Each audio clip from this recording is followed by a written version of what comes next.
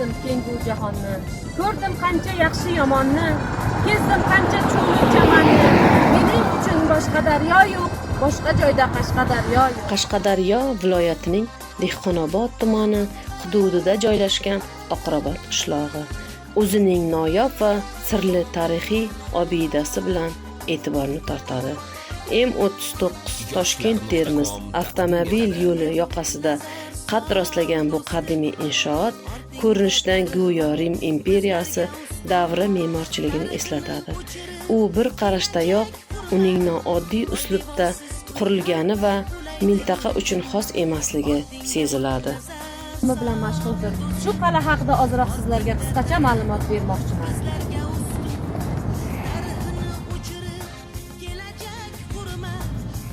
Bino arxitekturasida Yunon me'morchiligi va Rim me'morchiligi unsurlari mujassam bo'lib, bu uni yanada qiziqarli qiladi. Viloyatning boshqa hududlarida bunday uslubda qurilgan obidalar deyarli uchramaydi. Devorlar orasida joylashgan maxsus shinaklar esa bu joy o'z davrida mudofaa maqsadida xizmat qilganini ko'rsatadi. Tarixiy manbalarga ko'ra, Oqrobot hududi orqali Buyuk Ipak yo'lining muhim tarmoqlaridan biri o'tgan bo'lib, bu yo'l orqali savdogarlar Afg'oniston va Tojikiston tomonlarga yo'l olgan. Shu sababli mazkur istehkom aynan shu yerda qurilib, karvon yo'lini nazorat qilish va himoya qilish vazifasini bajargan bo'lishi mumkin. Yo'l bo'ylab karvonsaroylar va robotlar qurilgani ham bu fikrni tasdiqlaydi. Mazkur bino bugungi kunda qarovsiz holatga kelib qolgan bo'lib, katta qismi vayronaga aylangan. Ammo uni xayolan tiklab ko'rilsa, o'tmishda bu yerda mahobatli va strategik ahamiyatga ega harbiy istehkom bo'lganini anglash qiyin emas. Inshoot devorlari katta puxta ishlangan toshlardan barpo etilgani sababli uning ayrim qismlari hanuzgacha saqlab qolingan.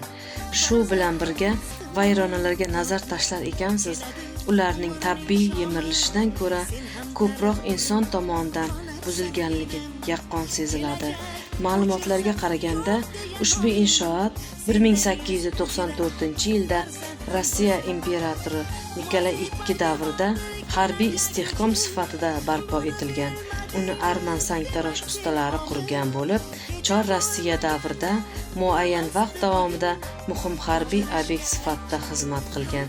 Keyinchalik esa u o'z ahamiyatini yo'qotib, turli maqsadlarda, jumladan kinoteatr va hatto bozor sifatida foydalanishgan.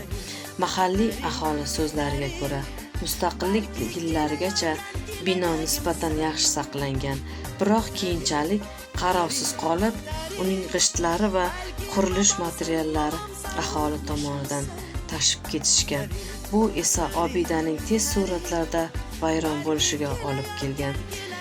Oqrobot nomining kelib chiqishi ham qiziq. U Abdullaxon II tomonidan qurilgan oxirgi rabot bilan bog'liq bo'lib, vaqt o'tishi bilan oxirgi rabot iborasi xalq tilida Oqrobot shakliga aylangan. Bugungi kunda tarixiy obida butunlay yo'qolib ketish xavfi ostida turibdi. Shunga qaramay, u katta ilmiy va turistik ahamiyatga ega bo'lishi ham mumkin. Agar uni o'rganish, muhofaza qilish va qayta tiklash ishlari amalga oshirilsa, kelajakda mintaqa turizmini rivojlantirishga salmoqli hissa qo'shishi shubhasizdir.